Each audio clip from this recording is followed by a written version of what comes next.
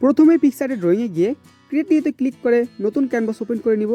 এরপর আমি একটা রেক্ট্যাঙ্গেল সিলেক্ট করব, সিলেক্ট করে এটাকে ফিল করে দিব।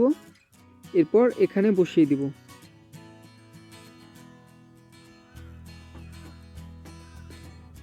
এরপর একটা পেন্টাগন শেপ নিব,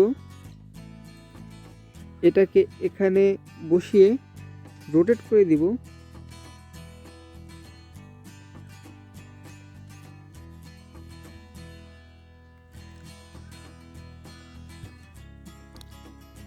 এরপর একটা সার্কেল নিয়ে এটাকে স্ট্রোক করে দিব। এরপর এটাকে হোয়াইট করে দিব। এরপর এখানে বসিয়ে দিব। ব্যাস, তৈরি হয়ে গেল আমাদের ক্যামেরা আইকন।